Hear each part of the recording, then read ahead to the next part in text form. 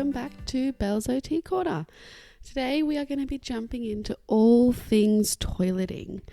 It's a question I get asked about all the time. It's a common question for OTs. It's the when do we do toileting? How do we do toileting? What do we need to know when we think about toilet training? But also, how can we support as much independence as possible for toilet training? So this particular episode is probably going to be more for some of our parents out there, but also for teachers if you're helping support parents along their toileting journey, or you work in a special education school, and so you might be supporting more learners as they build their independence into toileting as well. So before we jump into the nitty-gritty of toileting, I just want to kind of do a little bit of an overview of toileting as a whole. So toileting is a really complex task and it requires lots of different underlying skills. We've got the motor components, so balance, maintaining my balance on and off the toilet, particularly being able to maintain a seated balance on something that has a big hole in the middle of it. So balance is a huge part of it. Motor planning is also a really big part of it, and this from organising our clothes for toileting, but also navigating how we get on and off the toilet, particularly for some of our toddlers who go through toilet training. The toilet is quite a long way up. And so we'll talk through some strategies for that as well. You've got your interoception.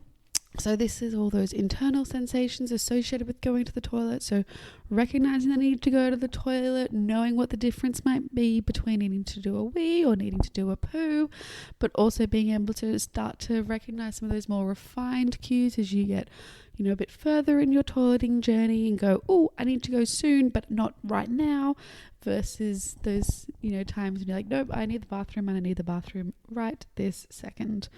It's also got all the tactile components, and that's everything from clothing and the feeling of our clothing against our skin, but also cleaning ourselves after the toilet and wiping our bottoms. There's a lot of different tactile components at play, so if you've got someone that does have some tactile difficulties or can find tactile experiences quite overwhelming and stressful, this is also something else to consider. And then you've also got the dressing, so the fine motor components of this, particularly as clothing gets more complex as we get a bit older, and you've got buttons and zippers on a lot of your pants and trousers.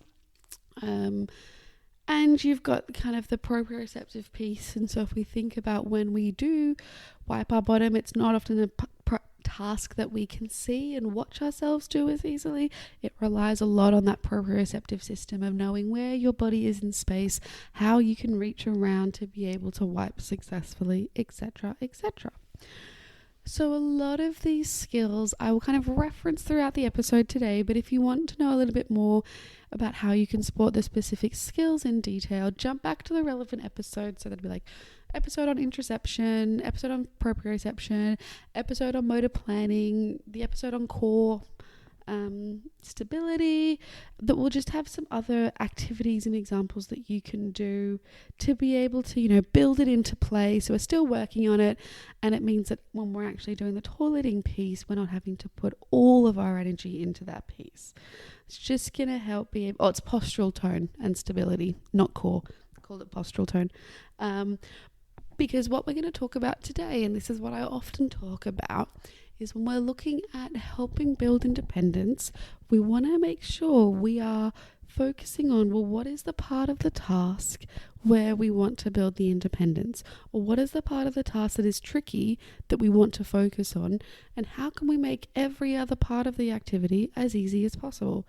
So for example, one of the things that can be really, really helpful when you start to look at toileting, particularly with toddlers, is looking at the equipment and the setup that you have in the bathroom. And there's heaps of equipment that's commercially available now. There's things like the toilet seat inserts. And if we think about why we would use those, is because if you put a little child on an adult-sized toilet, it's a very big hole, and they're going to have to be turning on all of their muscles, and that's going to be all of their core. They're probably going to have tension through their legs, and they're probably going to be holding the edge of the toilet seat with their hands, all to keep their stability. Now, as soon as you're in that position and turning everything on, the ability to relax, to actually void and go from your bladder and bowel is much harder, because it's this idea of I need to keep all my tummy muscles turned on, but I also need to relax my tummy muscles and push at the same time to be able to go. So it makes it much more complicated from a motor perspective. Hence, if we look at things like toilet seat inserts, what that does is that makes the hole a bit smaller, but it gives us more stability because there's more of the toilet seat that the child can sit on. Likewise, you'll see a lot of toilet steps that are around, or just having a little step to put under their feet, because the more that we can keep their feet supported, the more stable they will feel, which means the less they have to physically work hard and the easier they can actually focus on the going part of going to the toilet and not having to work on the organizing my body just to feel safe on the toilet. Or it could be that actually where we start with is just feeling safe as sitting on the toilet, and what we're celebrating is just those really early steps of we're going to climb up and we're going to sit on the toilet, and if something happens, great. If nothing happens, equally great, because the bit that we're focusing on is that safety and stability while sitting on the toilet. And so it's always about thinking, what is the skill that we're honing in on here? What is the smaller piece of the toileting process that we're looking to build the independence and build the success in? Because as much as possible, if that's what we're focusing on, we want to make everything else as easy as possible. So, your typical bits of equipment, footstools, or just having a little step or something that can go under the seat. As I said, on Amazon there's heaps of different bits, and there's so many different bits of equipment around that you can look at. And if you do need some more complex equipment, it is something I'd recommend that you discuss with your occupational therapist around the more specialist equipment that we might use to help build and support some independence in toileting. There's also things like bottom wipers that can help for children that don't have a range of movement. That means they can actually reach around. There's heaps that you can start to look at, but that would require some support from your occupational therapist. So I'd encourage you to chat to them about it if you think it's something that your child would benefit from. But the other pieces of just more commercially available equipment are kind of the little steps to make sure our feet are supported. There's bigger toilet steps that you can get for kind of climbing up and onto the toilet, and then those toilet seat inserts to make it a little bit smaller. Whilst we're talking about equipment, I'm just going to quickly touch on environment when we're looking at toileting. Bathrooms can be quite overwhelming places for a number of reasons. Typically in the bathroom we have really bright lights. Also typically in the bathroom they can frequently be tiled spaces which bounce sound, so it makes it a lot noisier. And sometimes the noise of a flush can be really quite overwhelming, and they can be very overwhelming experiences for our sensory systems in particular. And also sometimes the smells can be either unpredictable and sometimes quite unpleasant. And unpredictable because sometimes you may go to the toilet and it doesn't smell at all, and other times you may go to the toilet and it actually has quite a smell to it. And so these are important things just to think about, because you know your child best. And if you know that your child has certain sensory preferences or certain smells that they find really challenging, or bright lights are really tricky, again, if we're thinking about that challenge for them, well, can we change the environment so they're not having to navigate all of that, but can actually focus on the skill that they're trying to build? So, for example, is there a smaller light that can be used in the bathroom? There are some great battery-powered lamps that you can get now. Could that sit on the sink so that, it's a calmer space to be in? I've had kids that use different essential oils that they put on in the bathroom because it just helps cover the smell, and it's a smell that they like to make that a little bit easier for them to be able to navigate. Think about the pitch of your voice in the bathroom as well. We can be really excited with a quiet voice, and this is where you can use all of your affect to go, wow, look at that, look at what you did, that's wow, goodness me, that was tricky, but look, you did it. That's so cool. And then but you don't have to be loud, because as soon as we increase our volume, that's when we're going to get more echoing in the bathroom and more sound vibrations, which can then make it a little bit trickier. So it's just things to keep in the back of your mind around, well, how can we set up the physical environment itself, and how can we use ourselves to be a supportive tool in that to help navigate some of those changes. It's the same with like hand dryers, particularly like public bathrooms. They can be really noisy, and sometimes it can be just around getting ourselves ready for it. And it's the same with the sound of the flush. So can we give a little bit of choice and control and go, hey, we're going to turn the flush on. Are you going to do it or am I going to do it? Okay, you want to do it. All right, well, let's get ourselves ready. It's going to be noisy. Do you think it's going to be really noisy or a little bit noisy? Or in the middle? Okay, well, let's test it. Let's see. Are we ready? Let's go. And it's just all of this prep to help them know what's coming, expect what's coming, and make it a little bit easier for them. Or if actually the part that you're focusing on is having successes in the toilet, and if that's, going to be such a big achievement for your little one, then go, would you know what? I can flush. It's a noisy thing. Do you want to try to flush today, or would you like me to flush and you can leave the room? And over time, we build up to that independence in flushing as well. So it's just always things to think about and always things to consider. And you'll never find an OT that doesn't love talking about the environment, because it has such a big impact on the actual task itself, because it has such a big impact on what the child or the adult has to experience and what part of their brain has to be processing and managing, whilst trying to also complete the task that is either less familiar, completely unknown, or quite challenging for them. So it's always a good one to think about.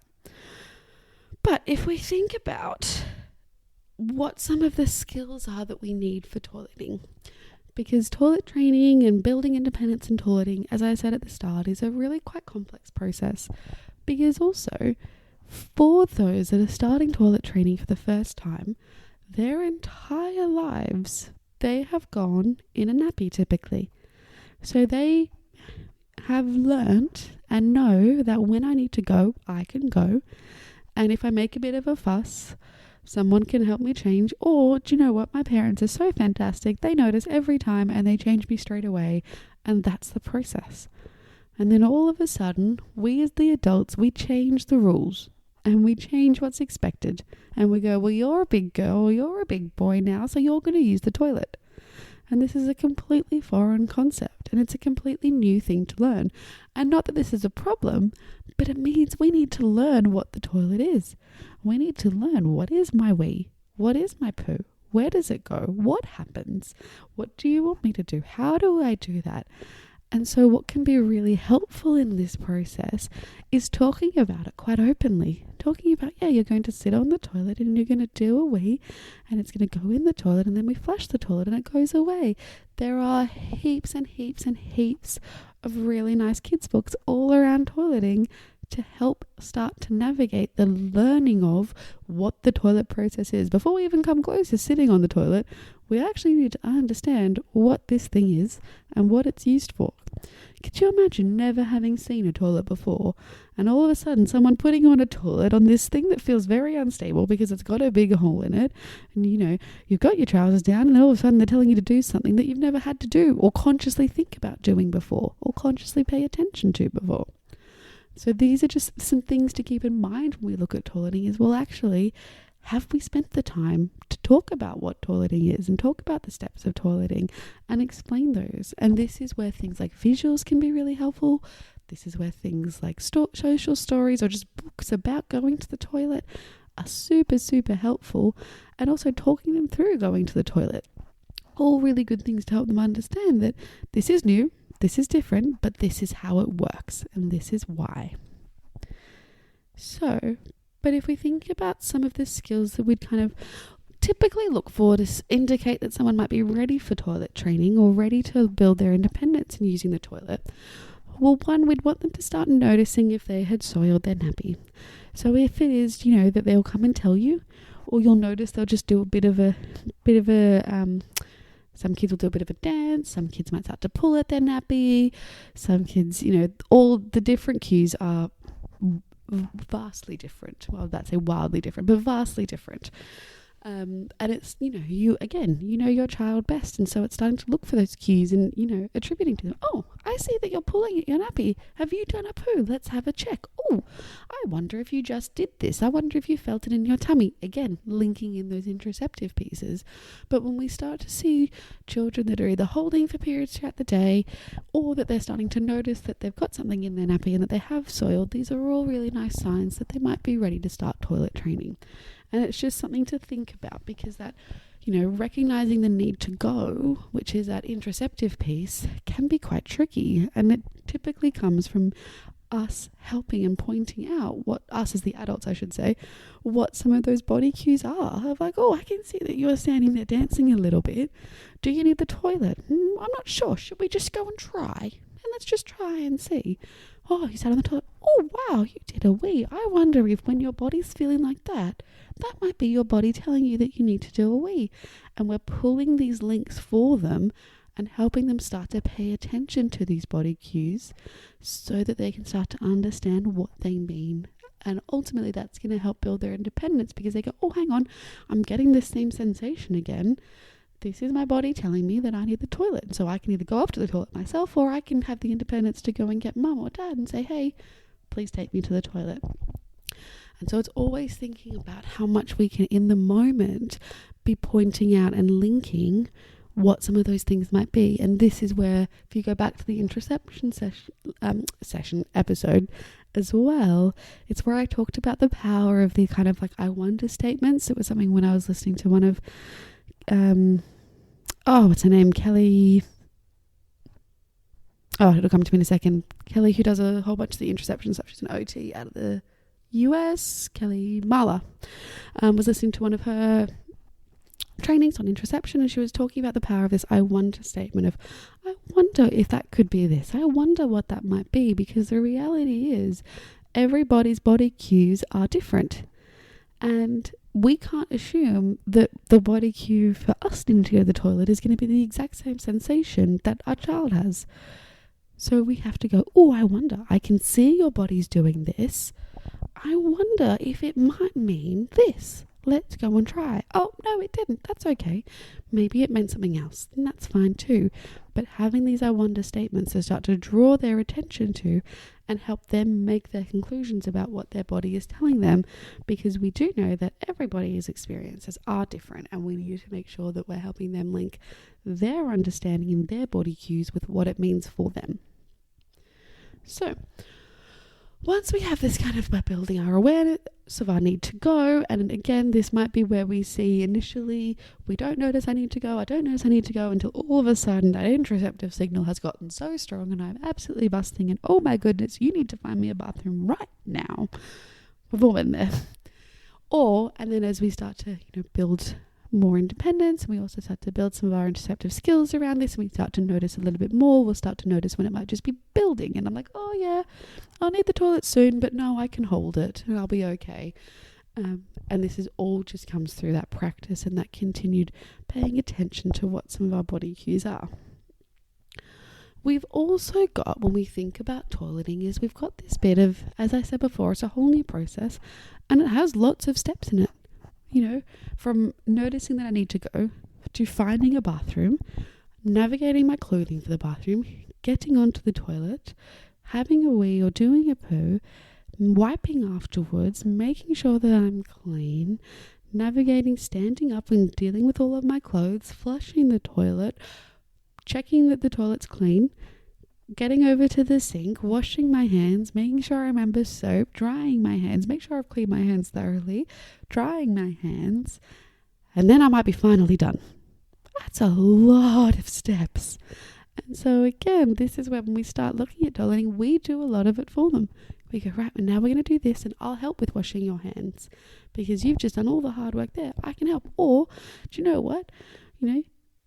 You've done really well. Do you want to wash your hands? So we open those opportunities for independence, but we're doing the hard work of what comes next. And then as they get older, it might just be don't forget, remember to wash your hands. They come out, did you wash your hands? Oh, nope. Okay, back you go. And we fade that support out over time. But this is where, particularly if you've got some of our older kids and looking at independence in toileting, that later independence in toileting, this is where things like visuals can be really helpful, because they can be really supportive of independence, because instead of it being mum or dad being like, did you do this? Did you do that? Did you do this?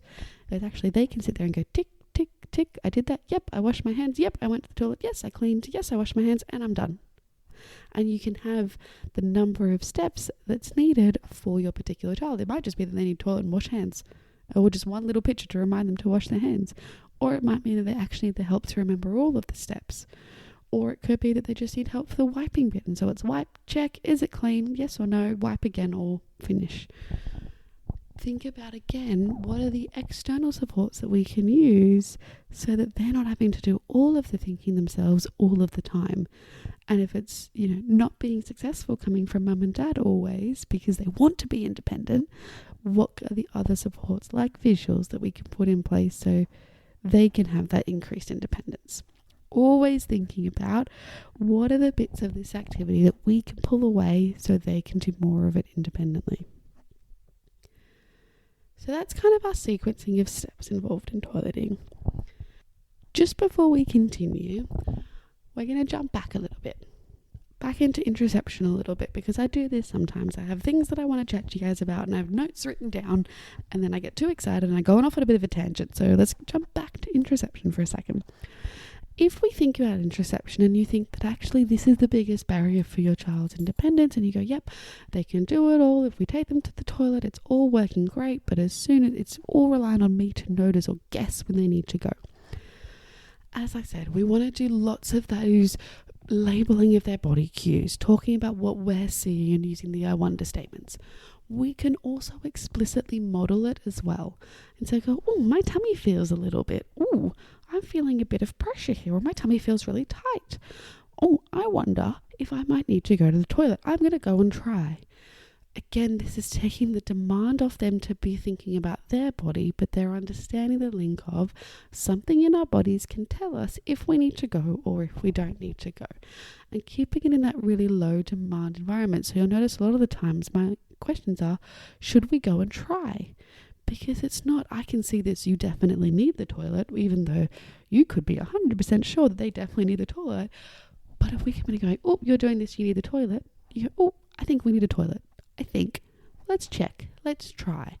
Takes the pressure of needing to have a result, but can also help with that them starting to link and have those reflections of what their own body is telling them. There's also a whole bunch more strategies in the interoception episode, so I do strongly recommend you go back and have a listen to that.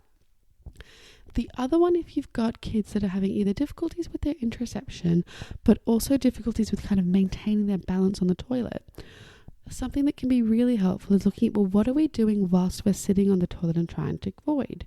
Because as I mentioned earlier at the start of this episode, if you have a kid that is turning all of their muscles on, we're tensing through our tummy, we're tensing through our legs, we're tensing everything to keep us stable, the capacity to relax and void is going to be really, really tricky. Great things that you can try and do is we can make a bit of a game out of it. So we can blow bubbles and go, because that's naturally going to help us relax a little bit. And it gives a natural bit of a push that's going to help to see if we do need the toilet. You can sit there and talk about, right, we're going to need to push. We're going to need to use your tummy muscles and push to see if you have any poo to come out, or see if there's any wee that needs to come out, or using whatever the language is that works for your family. But just make sure that we're using the same language to keep it nice and consistent.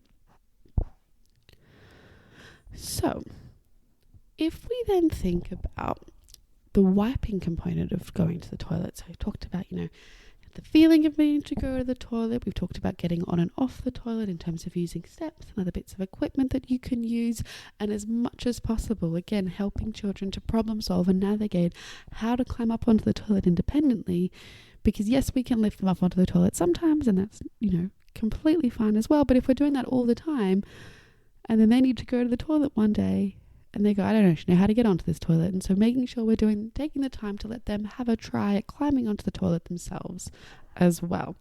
So we've noticed, we've managed our clothes, gotten onto the toilet, had a try, realized we needed to do a poo, and now it comes to wiping. Wiping can be a really, really tricky process because it requires us to be able to reach around behind, not see where our hand is, rely on our tactile system, and also we then need to figure out what is clean, how do I tell if it's clean, and how do I tell if it's dirty. And again, there's heaps and heaps of fun games that you can play out there. I did a great one where, chair, shaving foam on the back of the chair. See if you can get off all the shaving foam, because then they're reaching around behind, not quite all the way to where their bottom is, but it's still that practice of reaching around behind and trying to wipe something off.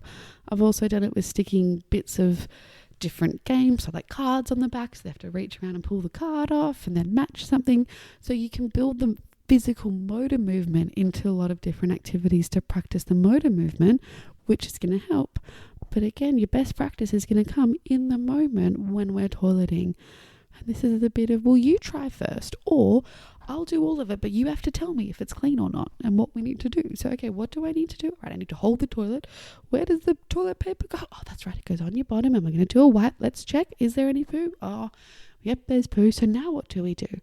And again, it's that shared problem solving piece of see if you can get your child to go, oh, it's dirty, you need to wipe again. And even if initially we as the adult are helping with the second wipe, there's still that check, they're still involved, they're still having to think about what this process is. Or you might do it the other way of, okay, well, you do the wipe and I'll do the check. So they can do the first couple wipes. And if they're really struggling, then we're going to obviously always do the last wipe or last couple wipes to make sure that they're clean. But it's again looking at what are the little pieces that they can do and what are the ways that we can start to problem solve it. It's the same with problem solving different ways to hold the toilet paper. We get so stuck into our own routines as adults that I guarantee, and again, I have some great conversations around the work table sometimes. You know, we had, I think I told you in the dressing episode, we had the conversation about socks and how does everyone fold their socks, and went around the table and almost everyone did them a different way. How do you use your toilet paper? Also is a great conversation starter. Well, I love it at least. Because some people will fold, some people will scrunch, some people will fold first then scrunch, some people will like wrap it around their fingers. Trust me, there are lots of different ways. And there is no right or wrong, right? If it works, it's right. And if it works for you, it's perfect. But if you're finding the way that you work, so naturally the way that you've shown your child how to do it isn't working, well, could we try and be a little bit creative? Could we be a little bit silly? What are some other ways that we could try to hold this toilet paper that might have more success for them? Particularly if they're building their fine motor skills and they might not have the dexterity that we have as adults. Well, how can we hold this flimsy piece of toilet paper differently that might give us more or less success as we go along? So it's just things to think about, particularly around building that independence within wiping, which can be a tricky part. Equally, if you are working with someone or your child finds it really tricky, sometimes starting with wet wipes can be a little bit easier. It's a slightly different tactile sensation, so it's always something to be aware of, but it sometimes will catch more of the mess initially, meaning they can feel some more successes and you can over time build to using toilet paper. Alrighty. Then there is the clothing component of toileting. And if we think about the clothing component of toileting, again, my recommendation is pick the times with the clothing that's going to be the easiest. So, summertime, great time for toilet training because you might be in shorts or skirts or little dresses. So much easier, less fabric to have to deal with than trousers and heavier clothes. Think about, what sort of buttons you might be using on clothes. How much of time is it going to take after toileting or before toileting to get the clothes off? And are they clothes where their kids can actually be mostly independent in pulling them up? And so even if you've helped them with the toileting, you can go, oh, you can do the rest of this. You know how to pull your trousers up, or you know how to pull your undies up, and then you go wash your hands and they can walk away. You're like, oh, I did it. I did my toileting. And again, it's often a piece that is not thought about as much, is that idea of where can we give them the easy successes, them being our children, the easy successes where they're not going to have to think hard, but they're going to walk away feeling like, I did this, I managed this piece by myself, and this felt really good. And clothes can be a really nice way to have that win. Or if you know that your child struggles with navigating their clothing and struggles with the balance or the fine motor components of being able to complete their clothes, then go, do you know what, you're focusing on toileting, I'm just going to do this piece for you. I know you can do it in the mornings and I know you can do it at bedtime, but right now in this activity that is a bit trickier, I'm just going to jump in and do it for you. And as always, my overall recommendations with things like toileting, well, with any new activity that we're helping build some independence in, but particularly with toileting, think about how you can make it fun, how you can make it a bit silly, how you can bring that bit of like shared problem solving into it so you're on the same side and you're figuring things out together, and make sure as much as possible you're consistent across environments. I've had one mum that I was working with, and she's like, Belle, you wouldn't believe what I did. And I was like, tell me, I'd love to hear it. She's like, well, out in the community, you needed the toilet, and there was only big adult toilets, and so she managed to do her balance on the toilet. But then I sat on the floor and she put her feet on my knees, and I'm like, perfect. It's not ideal. I think she was in a half squat position, but anyway, whatever she was, it's not ideal, but it gave as much of home environment as we could out into the community. We know that they didn't have a toilet seat insert, but still managed to get a bit of stability under her feet, so it felt a little bit easier. Or, if there's certain phrases that you use at home to help get ready for certain sounds, use those phrases when you're at the community as well to help get ready for the sounds. Or have the conversation beforehand, being like, we're going into a toilet and there's going to be other people. They might turn the head dryer on when we're not expecting it, but I'm going to be there. And so you're doing that piece of co-regulation throughout. I'm going to be there and I'm going to tell you when it's happening as much as I can. And if it happens, this is what we're going to do. So we've already got our plan in place of how we're going to navigate that noisy or that trickier sound. So always things to think about is keeping it consistent as much as possible. And that means as well liaising with your preschool or your nursery or your school around, this is how we're approaching toileting at the moment, and these are the things that are working really well. Could you try embedding some of these? And then for nursery or preschool or school, they'll come back and do the same and say, hey, we're trialing these strategies and we took what you did, but we found that this particular strategy worked really well. So I wonder if you try that across at home as well, because the more that we can bridge across environments and bridge across contexts, the easier it's going to be to build the overall independence in this skill, which then also means being able to have the independence when out in the community as well. So that brings us to the end of our episode on toileting with some, quick little tips and tricks. It was one that is definitely a kind of, if from today's chats you think, oh, actually it might be the motor planning that's the really tricky part for my child, or it could be the interoception, I really, really do recommend you go back and listen to those relevant episodes, because they're going to have some more of the strategies for help building that skill overall. And then today we're talking about more of how we can build the actual toileting independence piece of it. But I hope you all have a lovely rest of your day or night, evening, or whatever time it is when you're listening to the podcast today. As always, please do give us a like or follow Belle's OT Corner. I do have the link for the Buy Me a Coffee website as well, because it does cost me every month to have this website up. So if you feel like donating, please do. It goes a really long way in helping me keep the podcast going. And I hope you have a fantastic rest of your week, guys. And I will speak to you all soon. Thanks.